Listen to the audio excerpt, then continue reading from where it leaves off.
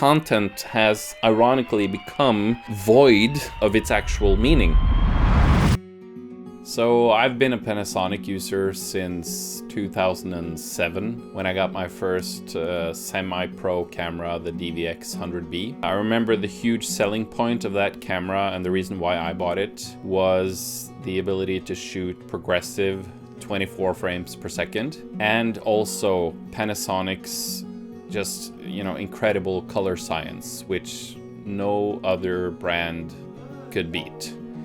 And Panasonic, they were so forward-leaning in terms of what the indie filmmaker needed.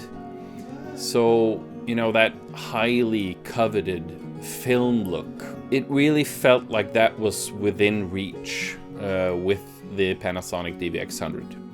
And I remember when the first 35mm adapters came on the market, suddenly you were able to use old SLR lenses on your camcorder or your semi-pro video camera, which was revolutionary at the time. Like suddenly you could get shallow depth of field. That was a thing. That felt almost illegal because that was sort of reserved for Hollywood to be able to control your aperture. I remember that as a very good time to get into videography and cinematography.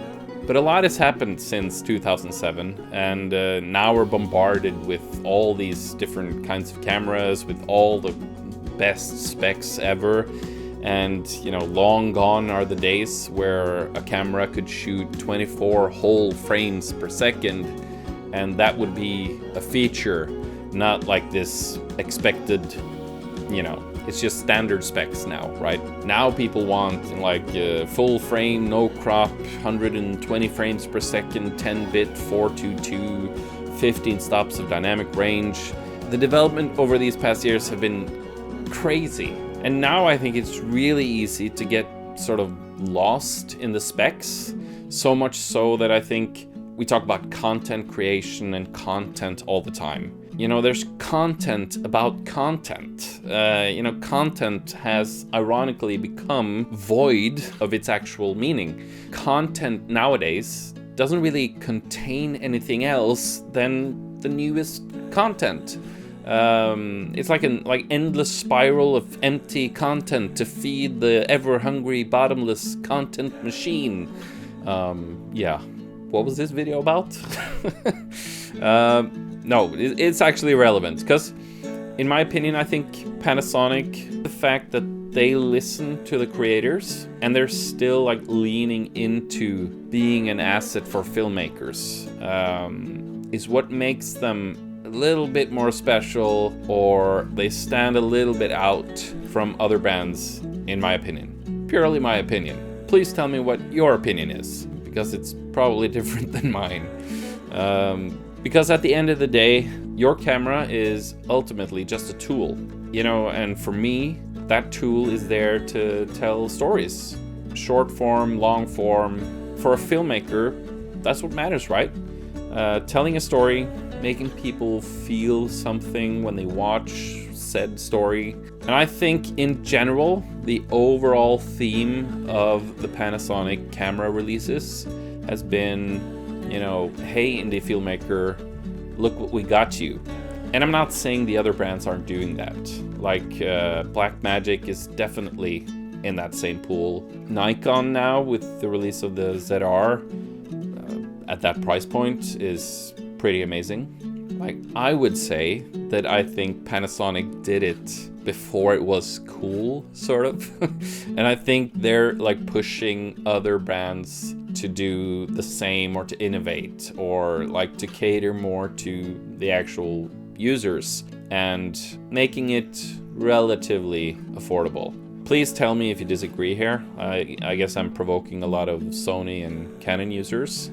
But hey, I had the Canon 7D many years ago, and that was a game changer, definitely. But I'm shooting on the Lumix S5 now, and I'm not gonna sit here and say, I wouldn't upgrade my camera if you gave me a bunch of money.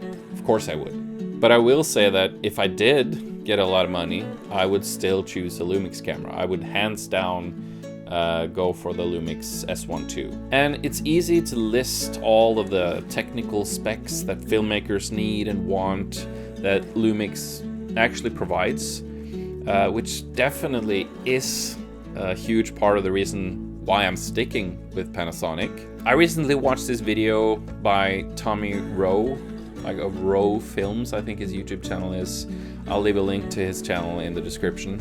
It was a great video. He was basically talking about why, like basically this video here, he inspired me to make this video here actually, like why he uses Panasonic cameras or Lumix cameras.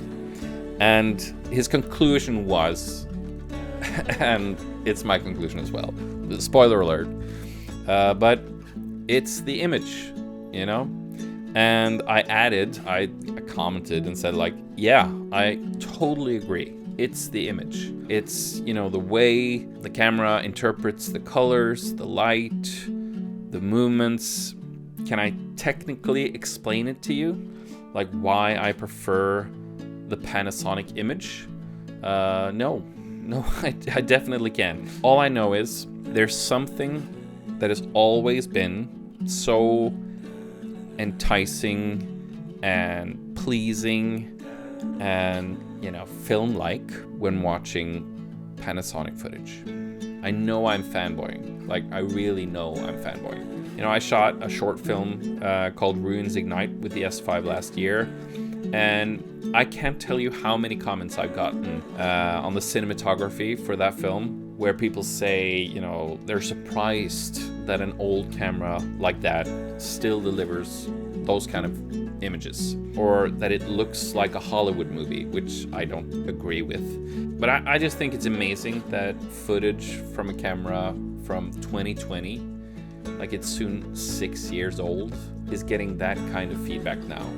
And I think that definitely says something about Panasonic cameras. And I'm not really nagging on the other brands like Sony or Canon, because I've seen some amazing stuff from those cameras and they're great. I just happen to really, really like the Panasonic image.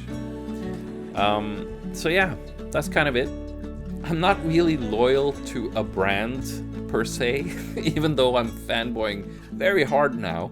But I think it's more correct to say that I'm loyal to the feeling I get when I look at the image from the cameras. And for me, after all these years, Lumix is still that brand.